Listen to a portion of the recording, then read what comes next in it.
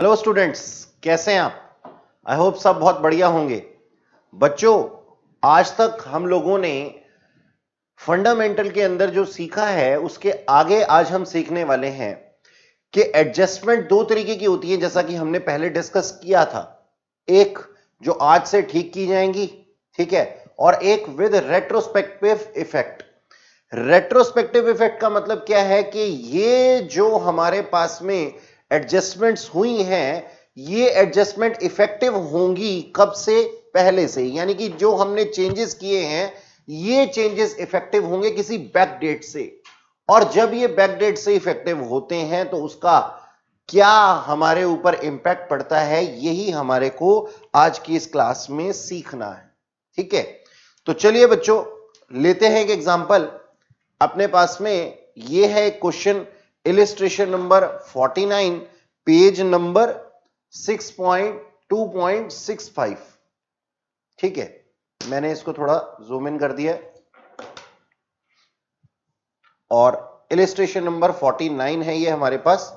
देखिएगा जरा, इसके अंदर दिया हुआ है with effect from past effects from. ठीक है, क्वेश्चन पढ़ते हैं बच्चों, क्वेश्चन पढ़ने से ज्यादा समझ में आता है। देखिएगा, A and B are partners sharing profit and losses in the ratio of 3:2. At the end of the year, that is on 31st March 2018 पे after division of year profit divide करने के बाद में कुछ उनको याद आया। अब क्या याद आया ये हमें देखना है। They decided to take C into partnership firm with effect from 1st April 2015। यानी कि उन्होंने सोचा, कब सोचा? उन्होंने सोचा बच्चों, जब सोचा था तब क्या था? 31 मार्च 2018। और ये इफेक्टिव कब से हुआ है? ये इफेक्टिव हुआ है 1 अप्रैल 2015। यानी कि हम क्या कहने वाले हैं? हम ये कहने वाले हैं कि हमारे जो चेंजेस है ना वो इफेक्टिव होने वाले हैं 2015 से। 1 अप्रैल 2015 मतलब 15-16 से हमारे चेंजेस जो हैं वो एप्लीकेबल होने वाले हैं। और ये चेंजेस हुए कब हैं? 31 मार्च 2018 में। चलिए आगे देखते हैं। As C was getting annual salary 45,000, was getting यानी कि आज से पहले वो क्या कर रहा था जी? सैलरी ले रहा था कितनी? 45,000। He had also advanced rupees 3 lakh to the firm by way of loan on which he is getting interest at the rate 10% per annum। यानी कि उस पर्सन ने, उसने सी ने हमें क्या दे रखा था? कुछ पैसा एडवांस दे रखा था, यानी कि कुछ लोन दे रखा था। और उस लोन के ऊपर वो हमसे हर बार 10% पर एनम हमसे इंटरेस्ट चार्ज करता था। During the 3 financial year, firm profit after adjusting C's salary, interest on loan and on capital of the firm were, ये थे हमारे प्रॉफिट्स। पिछले 3 साल के प्रॉफिट्स हमें दिए हुए हैं। कब के? 15-16 के। यानी कि क्या लिखा हुआ? 31 मार्च 2016।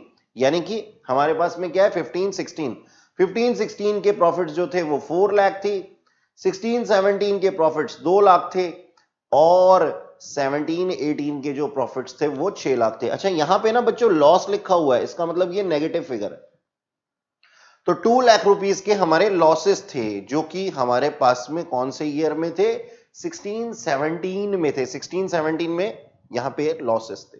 Okay, according to new agreement, नए एग्रीमेंट बने और C is to be given annual salary 35,000 and 1/5 share in the profit of the firm. ठीक है सर, तो हमने क्या बना लिया जी? हमने डिसाइड किया कि हम सी को अपनी पार्टनरशिप फर्म में लेकर के आएंगे। और ये सी भाई साहब कौन थे? ये सी भाई साहब वो थे जो हमसे आज से पहले हमारे कोई एम्प्लॉय रहे होंगे। तो उन एम्प्लॉय ने हमसे क्या किया था? उन एम्प्लॉय ने हमसे हर साल, हर महीने, यहां पे लिखा है एनुअली, हां, हर साल हमसे 45,000 रुपीज सैलरी ली थी। और साथ में जो उन्होंने हमसे इंटरेस्ट लिया था वो कितना था वो भी हम निकाल लेंगे। आई होप 3 लाख रुपए के ऊपर कितना था उनका? 10% था, यानी कि 30,000 हर साल उन्होंने हमसे इंटरेस्ट ऑन हिज लोन लिया होगा। ठीक है, आज हमने उनको 1/5 शेयर के लिए एडमिट कर लिया है और ये इफेक्टिव होगा कब से? 3 साल पहले से। ठीक है, आगे लिखा हुआ है share in profit of the firm C's loan is treated as his capital from the beginning and similar to other partners his capital will carrying interest at the rate 6% per annum. अब एक बात बताइए, जब भी कोई person admit होता है तो उसको क्या लाना पड़ता है? उसको लानी पड़ती है अपनी कैपिटल। अब सी भाई साहब अगर कोई कैपिटल नहीं लाएंगे तो हम उनको पार्टनर कैसे मान लेंगे? तो बच्चों इस काम के लिए क्या माना गया? माना यह गया कि उन्होंने जो हमें लोन दे रखा है हम उसको उसकी कैपिटल मान लेंगे, यानी कि अब हम सी की कैपिटल 3 लाख रुपए मान करके चलेंगे। ओके, अब यहां पे हमें दिए हुए हैं बच्चों 3 साल के प्रॉफिट्स या लॉसेस जैसे भी दिए हुए हैं। हमें करना क्या है, अब हम किस तरीके से काम करेंगे ये हमें चेक करना है। आओ बच्चों, सबसे पहले तो हमसे ना प्रॉफिट की डिमांड करेगा सी हमसे क्या करेगा जी? प्रॉफिट्स की डिमांड करेगा। कैसे प्रॉफिट्स की डिमांड करेगा? आप एक बात बताओ, हमने सी को क्या किया? हमने सी को पार्टनर बना लिया अपने यहां पे, है ना, और पार्टनर बना करके हमने उसको प्रॉफिट्स देने हैं। अब जब हम उसको कोई प्रॉफिट्स देंगे तो हमसे पास्ट ईयर के प्रॉफिट्स की डिमांड करेगा, और अगर पास्ट ईयर के प्रॉफिट्स की डिमांड करेगा तो हमें एक्चुअल प्रॉफिट्स चाहिए होंगे पास्ट ईयर्स के, है ना। तो पास्ट ईयर के प्रॉफिट्स कैसे निकलेंगे इसकी कैलकुलेशन ही हम लोगों को करनी है। तो बच्चों चलते हैं, फिर देखते हैं कि हमने कितना पैसा उसको देना था और क्या उससे लेना था। आओ सीख लेते हैं। देखो जी, हमारे पास यहां करीब 3 साल की बातें हो रही हैं, 3 साल पुरानी बातें हो रही हैं। कितने साल पुरानी बातें चल रही हैं सर? 3 साल पुरानी बात चल रही है। अच्छा, 3 साल पहले हमारे जो प्रॉफिट्स थे वो कितने थे? 4 लाख रुपीस थे। ये कब के प्रॉफिट्स थे? ये प्रॉफिट थे 31 मार्च 2016, यानी कि ये ईयर क्या था? 15-16। मैं यहां पे लिख देता हूं 15-16। और ये क्या था? ये था 16-17। और ये क्या था? ये था 17 और 18, है ना। तो मैंने इसको 3 पार्ट्स में डिवाइड कर दिया। ठीक है सर, बहुत बढ़िया। अब हम क्या करेंगे, हम जरा चेक करेंगे कि हमारे प्रॉफिट्स कितने हैं। प्रॉफिट्स थे या लॉसेस थे?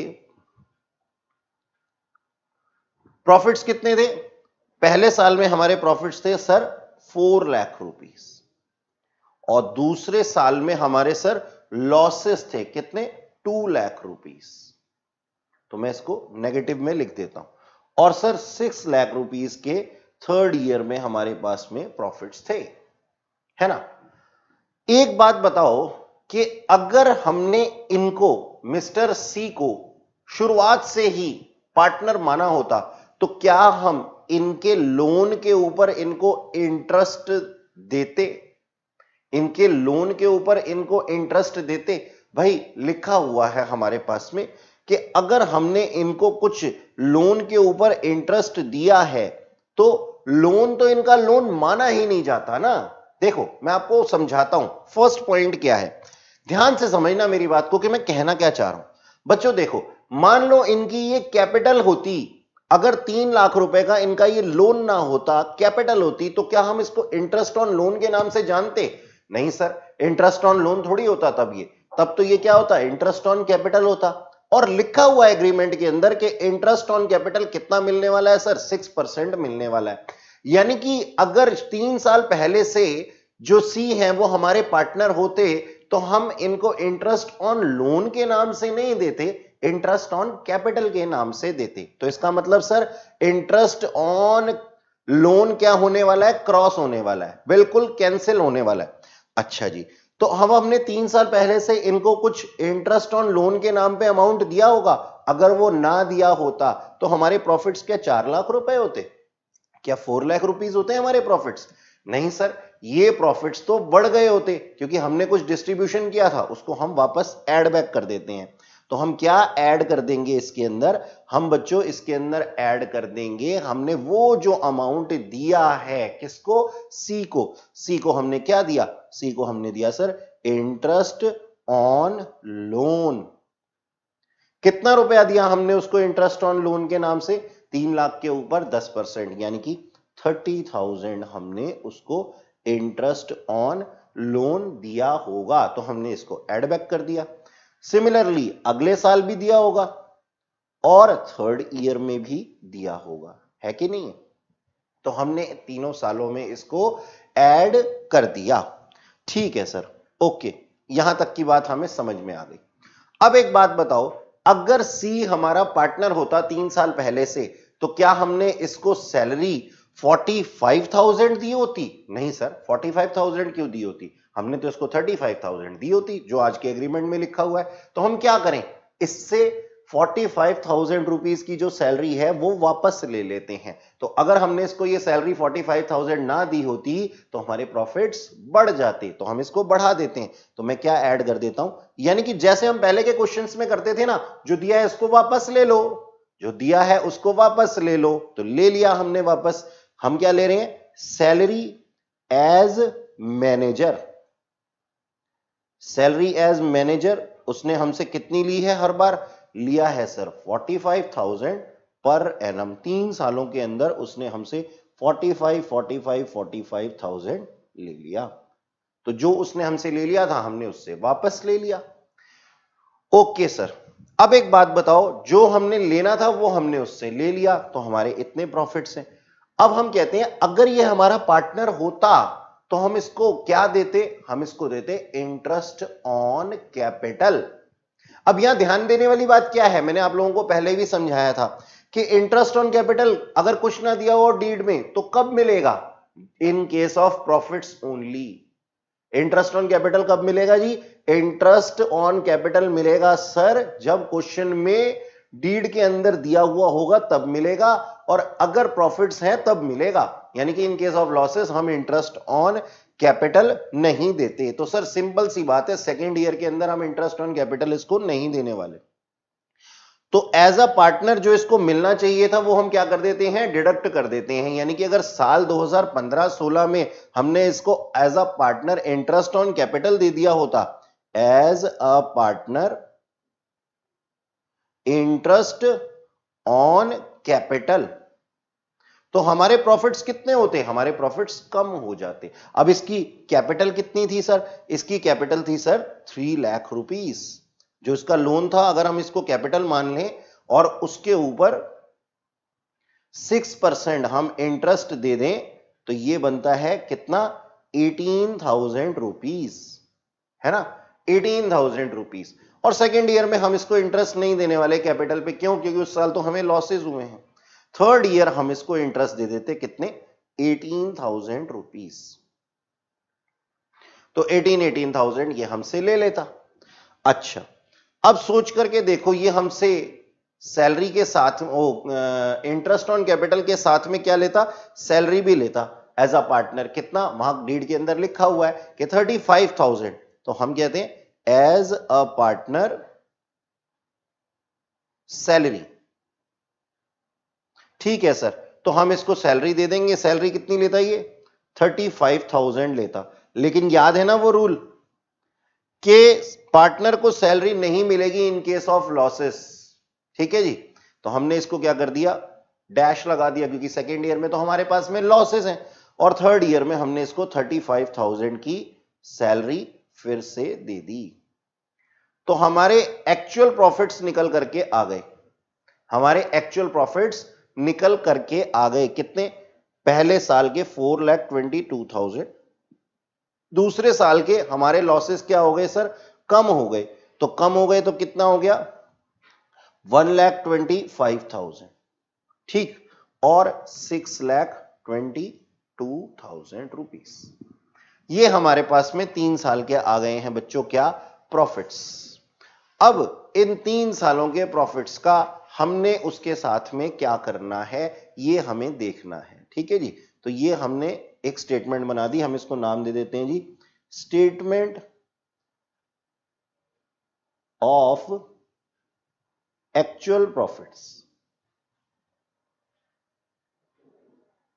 ठीक है जी, हमने इसको नाम दे दिया क्या, स्टेटमेंट ऑफ एक्चुअल प्रॉफिट्स। अब ये 3 साल के जो हमारे प्रॉफिट्स थे, हम इनको तीनों को इकट्ठा कर देते हैं, तो ये तीनों साल के जो हमारे प्रॉफिट्स आते हैं वो टोटल प्रॉफिट्स आ जाते हैं। ये क्या है बच्चों, ये तो लॉस है, नेगेटिव, थर्ड वाले के अंदर। तो ए प्लस बी प्लस सी करने से हमारे पास में टोटल जो प्रॉफिट्स आ जाते हैं वो आ जाते हैं 9,19,000 रुपीस के। ओके, अब 9,19,000 के अंदर उसका शेयर कितना है, बताओ जी, बताओ बच्चों। क्वेश्चन के अंदर गिवन है ना कि उसको 1/5 शेयर दिया गया है ना। तो हम क्या करते हैं जी, शेयर ऑफ सी, देखो बनाते हैं हम, शेयर ऑफ सी 1/5 ऑफ 9,19,000। तो 9,19,000 का जो 1/5 आ जाता है वो आता है 1,83,000 रुपीस, 1,83,800 रुपीस। ठीक है, 1,83,800 रुपीस जब हमारे पास में आता है तो अब हम इसके अंदर क्या करने वाले हैं, हम इसके अंदर देने वाले हैं उसको क्या, दो चीजें। अब ये तो उसके एडजस्टेड थे, यानी कि ये तो थे क्या, adjusted profits, C's share, share of C in adjusted profits. एक तो ये चीजें मिलने वाली हैं, ये एडजस्टेड प्रॉफिट मिलने वाले हैं सी को, है ना। और साथ में क्या मिलने वाला है, और साथ में मिलने वाली है क्या, interest on capital. Interest on capital कितने मिलने वाले, 3 साल के इंटरेस्ट ऑन कैपिटल। ठीक है, इंटरेस्ट ऑन कैपिटल कितना मिलने वाला था उसको देखो, अभी अभी हमने किया था ना, ये देखो इंटरेस्ट ऑन कैपिटल मिलने वाला था 18,000 और 18,000 यानी कि 36,000 उसको मिलने वाला था। और साथ में मिलने वाली थी क्या, salary, salary as a partner, और वो 2 सालों में मिलने वाली थी, है ना। वो कितनी मिलने वाली थी, 35 और 35, यानी कि 70,000 की सैलरी भी मिलने वाली थी। ठीक है बच्चों, देखो बिल्कुल भी कंफ्यूज नहीं होना, हमने यहां पे क्या निकाले थे, प्रॉफिट्स निकाले थे, ये हमारे प्रॉफिट्स थे, एक्चुअल प्रॉफिट्स। ठीक है, तो उसके अंदर हमने कुछ एडजस्टमेंट्स की थी। ठीक है, अब हमारे को क्या मिल रहा है, हम ये देख रहे हैं कि जी सी को हमें देना क्या है, पिछले 3 सालों के हिसाब से हमें क्या देना है सी को, हमें ये सब चीजें देनी है। तो उसका बनता कितना है, उसका बनता है 2,89,800 रुपीस, ये इसके बनते हैं जी। ठीक है, एज अ पार्टनर। ओके, तो यहां पे मैं लिख देता हूं ऊपर heading, amount to be paid to C as a partner. ठीक है जी, एज अ पार्टनर हमें उसको इतना देना चाहिए था। ओके, अब हम क्या करेंगे जी, एक चीज तो हमने ये कंप्यूट कर ली एज अ पार्टनर, दूसरा हम कंप्यूट करेंगे amount already paid to C as a manager. भाई आपने मैनेजर बनके हमसे क्या क्या लिया था, तो वो भी तो हिसाब हम रखेंगे ना। हमने सैलरी दी थी जी, सैलरी नंबर 1 क्या दिया था, सैलरी दी थी फॉर 3 इयर्स, 3 साल की हमारी सैलरी कितनी बनती थी उनके पास में, देखो अभी हमने निकाली थी यहां पे 45 45 45। ठीक है, तो ये टोटल हो जाएगा हमारे पास में 1,35,000, 1,35,000 हमने उसको 3 सालों की सैलरी दी थी। और हमने क्या दिया था, इंटरेस्ट ऑन लोन दिया था, इंटरेस्ट ऑन लोन दिया था फॉर 3 इयर्स, 3 साल के लिए इंटरेस्ट ऑन लोन कितना था, ये रहा 30 30 और 30, यानी कि 90,000 का हमने आपको इंटरेस्ट ऑन लोन भी दिया था। तो टोटल हमने आपको कितनी पेमेंट कर दी है अभी तक, 2,25,000 रुपीस। ओके, 2,25,000। अब एक बात बताओ, हमने आपको देना कितना था? हमने आपको एज अ पार्टनर इतना देना था, और हमने आपसे एज अ मैनेजर लेना कितना है? पुराना जो है उसको वापस छीन लेंगे, तो इतना हमने आपसे लेना है ना? तो अब क्या हो जाएगा जी? अब देखो, लेने वाला अमाउंट जो है वो कम है, देने वाला अमाउंट ज्यादा है, तो इसका मतलब हम क्या बोलेंगे जी कि हम इसको अमाउंट को देंगे किसको? सी को, यानी कि पार्टनर को, नए पार्टनर को देंगे। Amount to be given to C कितना? 2,89,800 माइनस 2,25,000। तो ये जो अमाउंट है बच्चों, ये आ जाता है 64,800 रुपीस। अब एक बात बताओ, 64,800 रुपीस जो है वो कहां से देंगे? किसको देंगे? हम सी को देंगे। और सी को हम कहां से देने वाले हैं? सर देखो, क्वेश्चन के अंदर जो गिवन था ना, सी को कौन देने वाला है? फर्म देने वाली है। अब फर्म कौन थी? फर्म थी सर ए और बी। ए और बी की अपनी रेशियो कितनी थी? 3:2। तो ये जो हमारे पास में अमाउंट है ना 64,800, ये सी को मिलेंगे और देंगे कौन? ए और बी। और किस रेशियो में? 3:2 की रेशियो में। 3:2 की रेशियो में, ठीक है। अब 3:2 की रेशियो में जितना भी अमाउंट बन जाएगा वो क्या करेगी? हमारी फर्म हमें सी को देगी, ठीक। तो ये हम क्या नाम है, इस तरीके से डिस्ट्रीब्यूशन करने वाले हैं। ए के हिस्से में जो आएंगे वो आएंगे 38,880 रुपीस। 38,880 रुपीस, ठीक है। और बी के पास में, बी के हिस्से में जो आएंगे वो आएंगे 25,920 रुपीस। ये दोनों इनको, ये दोनों पे करेंगे किसको? सी को, ठीक है ना, सी को पे करेंगे। अच्छा, अब बात आई बच्चों हमारी जर्नल एंट्रीज की। तो जर्नल एंट्रीज किस तरीके से बनाई जाएंगी? देखो देखो जी, सबसे पहले तो हम क्या करेंगे? हम कन्वर्जन करेंगे। हम कन्वर्जन करेंगे किस चीज का? उसके लोन का, सी के लोन का।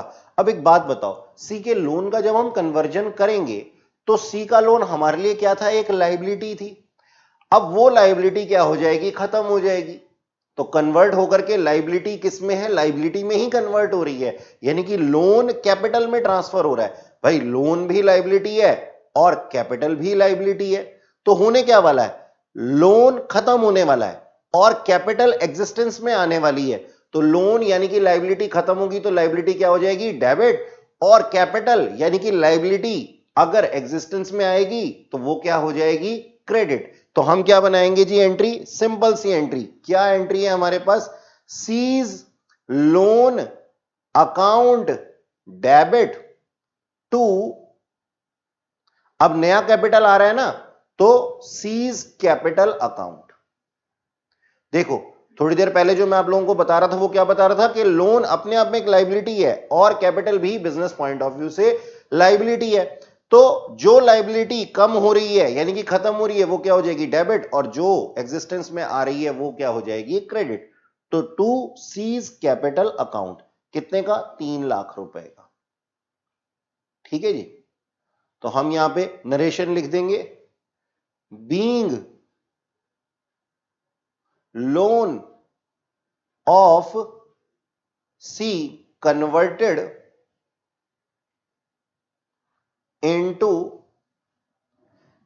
सीज कैपिटल, ठीक है जी। Okay, okay sir. अब जो उन्होंने दिया है, ए और बी ने दिया है सी को, उसके लिए क्या होने वाला है? ए और बी का पैसा जा रहा है सी के पास, यानी कि ए और बी की कैपिटल क्या हो रही है? कम हो रही है। और अगर ए और बी की कैपिटल कम होगी तो ए और बी का अकाउंट क्या हो जाएगा सर? डेबिट हो जाएगा। तो हम एंट्री क्या बनाएंगे? A's capital account debit, A's capital account debit, B's capital account debit to C's capital account.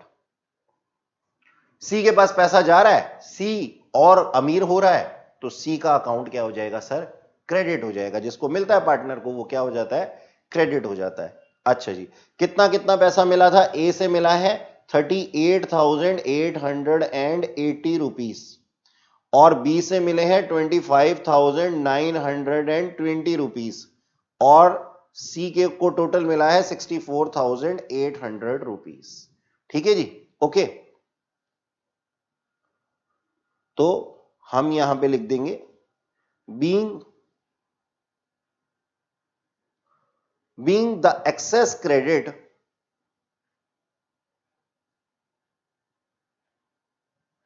given to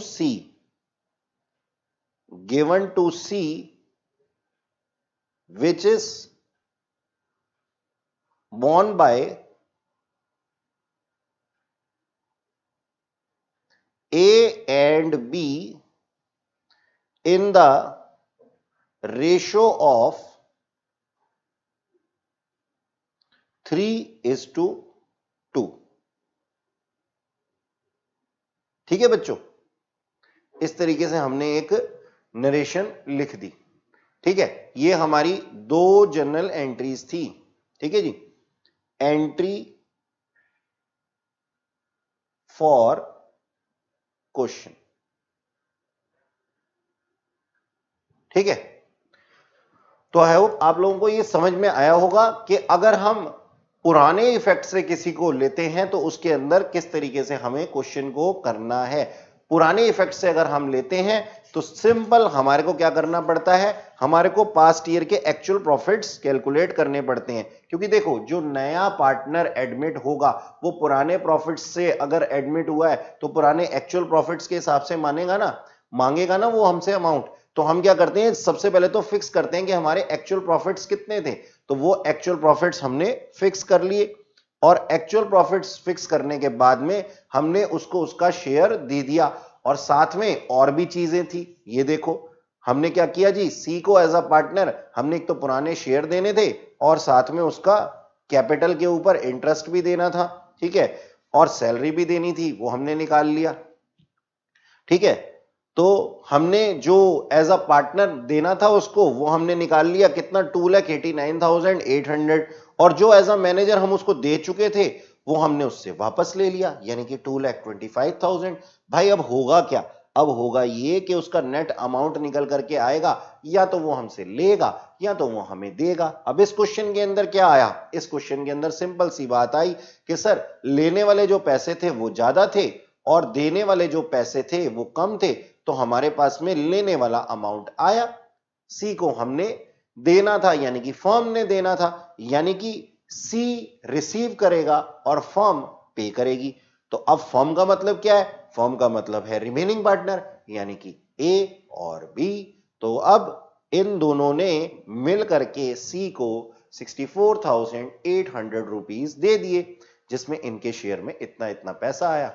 हमने फाइनली दो एंट्रीज कर दी। दो एंट्रीज किस तरीके से कर दी, एक तो कन्वर्जन की एंट्री लोन की और दूसरी जो हमने सी को पैसा इकट्ठा करके दिया उसकी, सिंपल। अच्छा जी, तो ये हमारे पास में जो था ये हमारा एक एडजस्टमेंट के क्वेश्चन थे। ठीक है, अब आप जो आज का होमवर्क आप नोट कीजिए, होमवर्क डजंट मीन कि मैं आप लोगों की छुट्टी कर रहा हूं। ठीक है, अभी हमारी क्लास खत्म नहीं हुई है। ठीक है, आप होमवर्क में करेंगे सर 63 क्वेश्चन, 64 क्वेश्चन और 72 क्वेश्चन। ठीक है, और भी क्वेश्चन मैं आप लोगों को देख करके देता हूं, आप ये क्वेश्चन जरूर प्रैक्टिस कीजिए ताकि आप लोगों को भी इस चीज का अनुभव हो कि क्वेश्चन किस तरीके से करते हैं। ठीक है, तो आप वैसे तो ऑलमोस्ट चैप्टर कंप्लीशन पे है, सिर्फ एक गारंटी वाला पॉइंट हमारे पास में बचा हुआ है। ठीक है, तो आप जो है वो ये 63, 64 और 72 क्वेश्चन करेंगे। ठीक है, बाकी इस क्लास के एंड में मैं आपको थोड़ा सा और भी होमवर्क दूंगा। ठीक है, चलो अब आगे करते हैं और हम अब पढ़ेंगे क्या, हम पढ़ेंगे बच्चों गारंटी ऑफ प्रॉफिट्स। चलो पढ़ते हैं फिर। देखो बच्चों, ये गारंटी ऑफ प्रॉफिट्स क्या होता है? सिंपल, बहुत ही सिंपल है। गारंटी का मतलब क्या है? गारंटी का मतलब यह है कि मैं आपको आश्वासन देता हूं। किस चीज का आश्वासन देते हो? मैं आप लोगों को आश्वासन देता हूं कि मैं ऐसा ऐसा करूंगा, ठीक है ना? तो कैसा कैसा करोगे, वही हमारे को बताना है, ठीक? अच्छा जी, तो शुरू करते हैं। गारंटी आप लोगों को क्लियरली दिखाई दे रहा है ना? जी हां, मेरी भी स्क्रीन पे ये बिल्कुल ठीक आ रहा है। गारंटी ऑफ प्रॉफिट्स, ठीक है? ये है हमारा अब जो हमने पढ़ना है। थोड़ा सा बड़ा कर दिया मैंने इसको। Guarantee of profits. अब बच्चों ये गारंटी का मतलब होता है आश्वासन। तो अब हम इसको देखने वाले हैं। अब ये गारंटी कई तरह की होती है बच्चों। कई तरह की कैसे होती है? कभी कभी क्या होता है, हम गारंटी जो है वो किसी एक पार्टनर को देते हैं, ठीक है? यानी कि गिवन टू ए पार्टनर, हमने एक पार्टनर को गारंटी दे दी, सबने मिलकर के एक गारंटी दे दी कि इतना तो हम आपके लिए कर ही देंगे।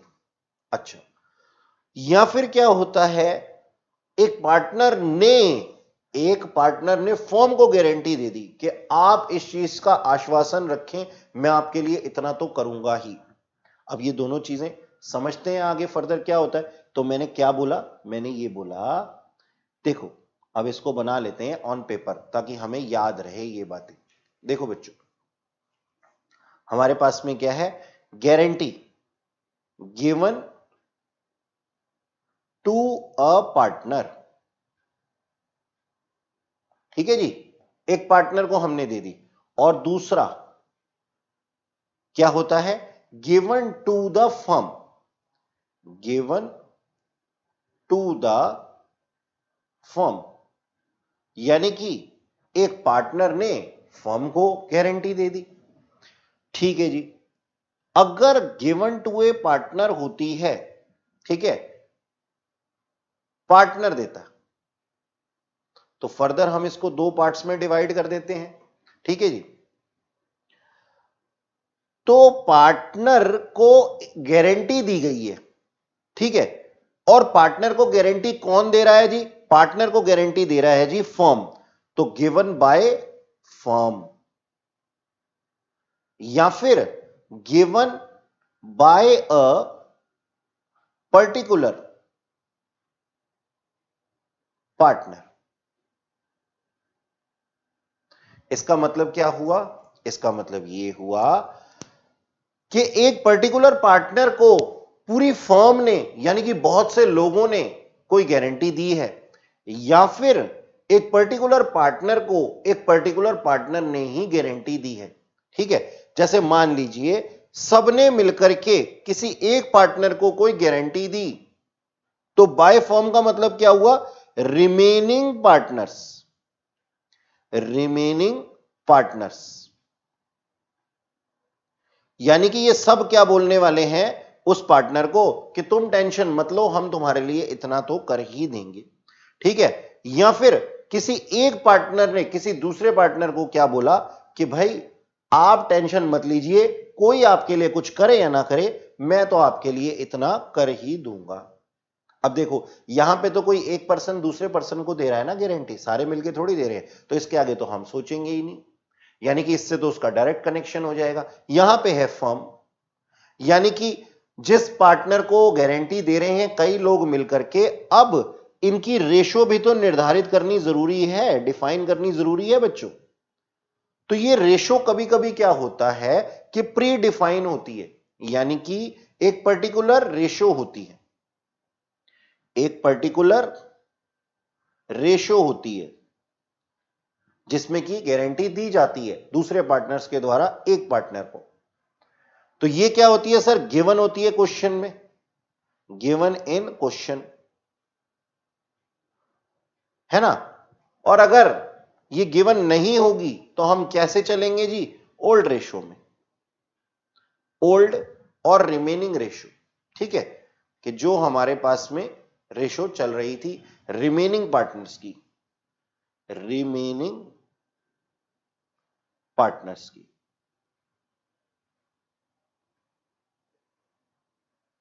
ठीक है जी, तो ये है हमारे पास में एक गारंटी का चार्ट।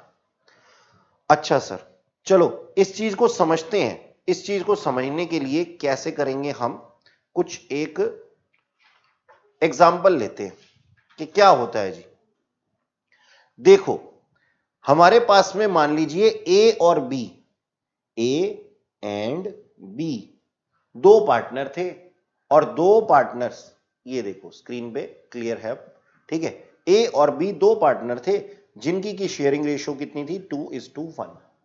ठीक है, 2:1 की इनकी पुरानी शेयरिंग रेशियो थी, और इन्होंने क्या किया, सी को एडमिट किया, सी एडमिटेड, ठीक है जी,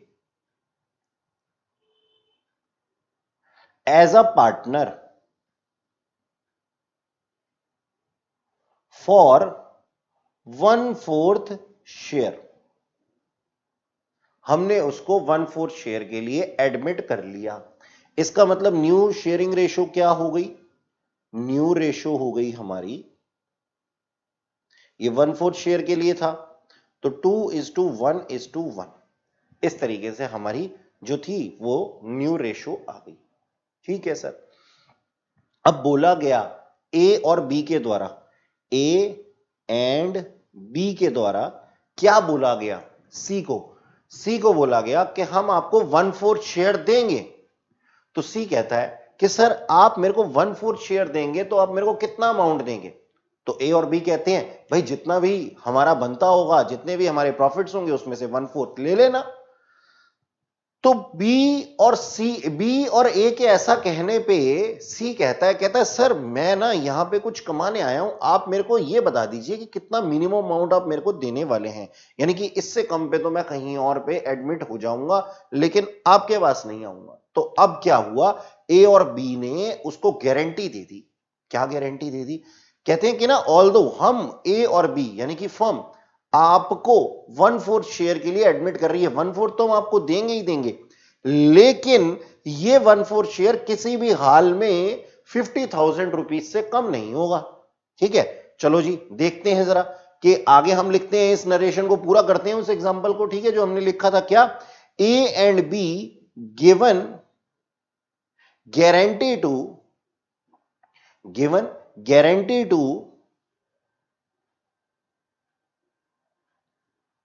see that profits can't less than 50,000 as his share in profits। यानी कि उन्होंने अश्योरेंस दे दी उसको कि आपका 1/4 शेयर कितना भी कम हो लेकिन 50,000 से कम नहीं होगा। चलो जी ये तो काम बढ़िया हो गया। अब क्या हुआ आगे जाकर के, अब वादा तो इन्होंने कर लिया, लेकिन बाद में ना ए और बी क्या सोच रहे हैं अलग से, ए एंड बी क्या सोच रहे हैं, वो ये सोच रहे हैं कि भाई हमने इससे वादा तो कर दिया, लेकिन अब हमारे को क्या करना पड़ेगा। मैं यहां लिख देता हूं word, thinking that profits should be ₹2 lakh every year।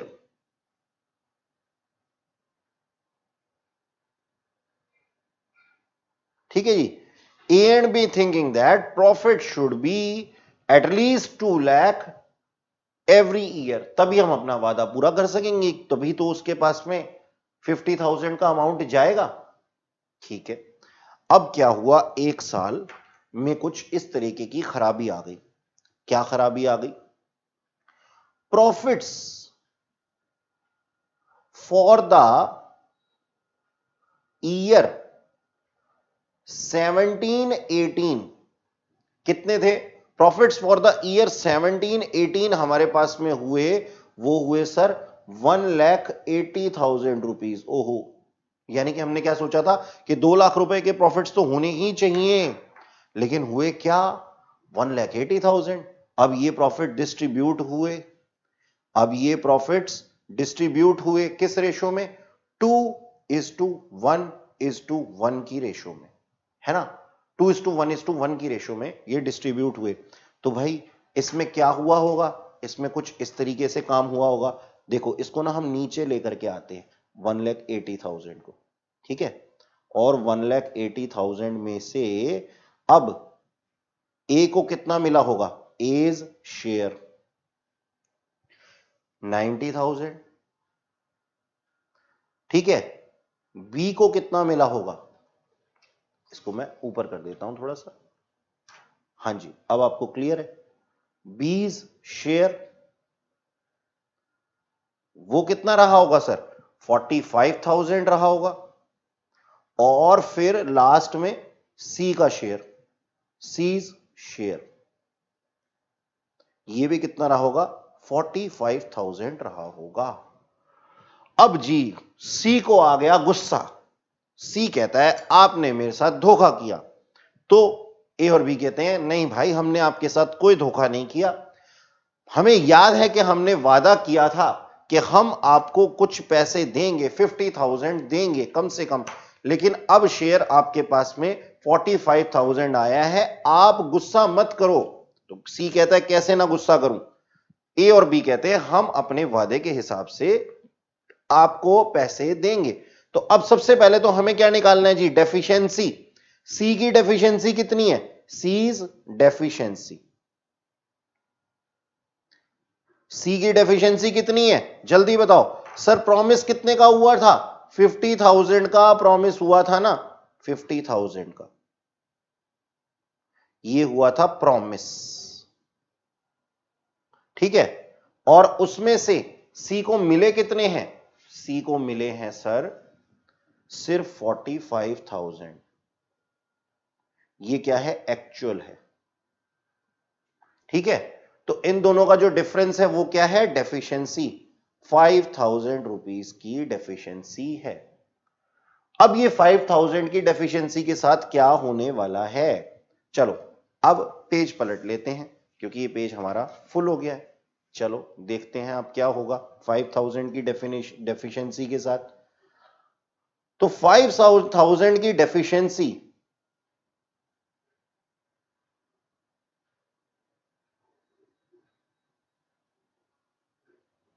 Five thousand की जो डेफिशिएंसी थी, ठीक है? मेरी स्पेलिंग थोड़ी मिस्टेक हो गई है, लेकिन कोई बात नहीं, हम यहां पे इंग्लिश का विशिष्ट ज्ञान बांटने के लिए नहीं बैठे हैं। अब मैं इसकी कटिंग नहीं कर रहा हूं बार बार, ठीक है? चलो चलो चलो अपने पॉइंट पे आते हैं। 5,000 रुपीज की कुछ डेफिशिएंसी थी, वो किसके अंदर बटेगी? अब वो बटेगी ए और बी में, ए और बी में, ठीक है जी? और किस रेशो के अंदर बटेगी सर? 2:1 की रेशो में। कैसे पता लगा सर 2:1 की रेशो में? देखो इनकी न्यू रेशो क्या थी और ओल्ड रेशो क्या थी?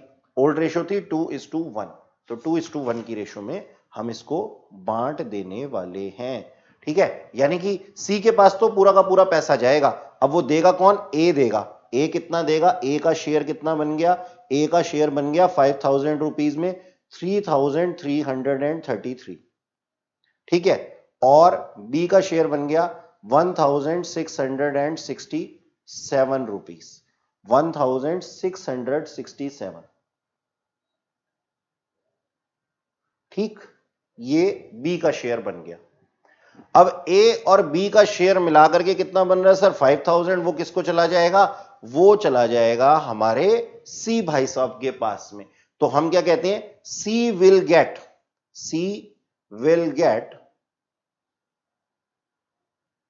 Rupees 3,333 from A and rupees 1667 from B, and total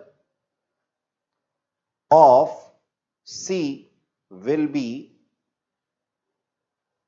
rupees 5,000 plus 45,000 पुराना 50,000 रुपीस, है ना।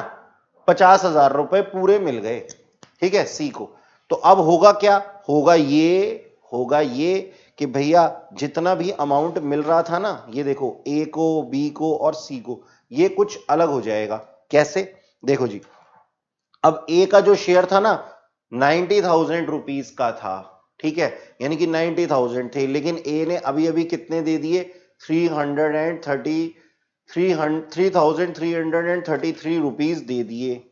तो हम यहां पे माइनस कर देंगे, ए के अकाउंट में कितना 3,333, और बी के अकाउंट में कितना माइनस हो जाएगा, ये देखो सर, ये रहा बी का अमाउंट 1667 सर, ये भी आप ले लो बी से।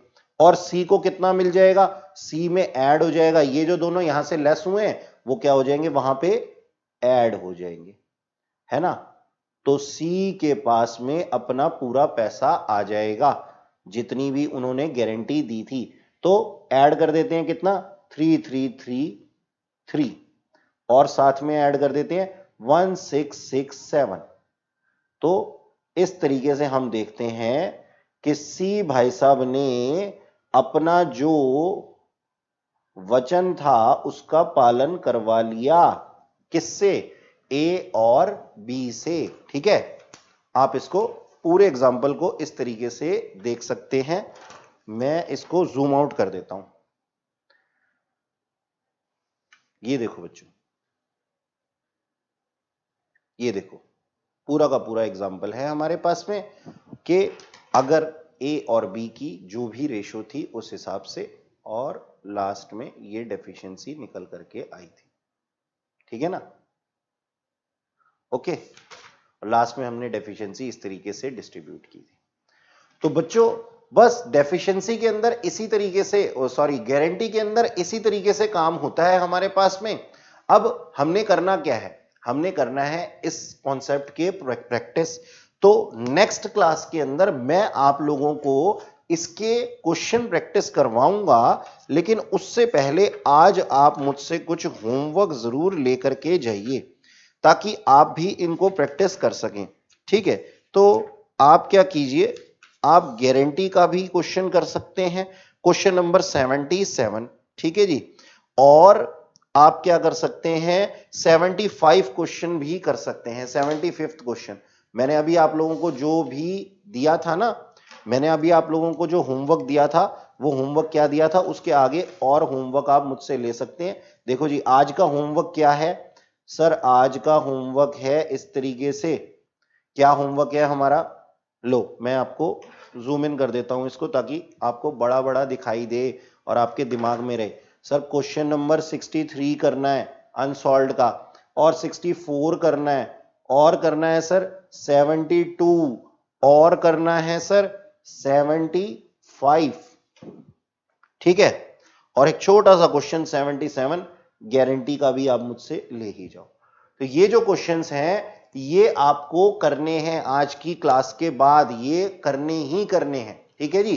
तो आपका होमवर्क चाहे मैं चेक कर पाऊं या ना कर पाऊं, लेकिन आप लोगों की ईमानदारी आपके साथ में है। बेटा कुछ नहीं होगा अगर सिर्फ मैं ही क्वेश्चन करवाऊंगा और आप नहीं करेंगे, तो उससे कोई फायदा नहीं होगा, ठीक है। तो that's all for today, have a nice day, thank you very much.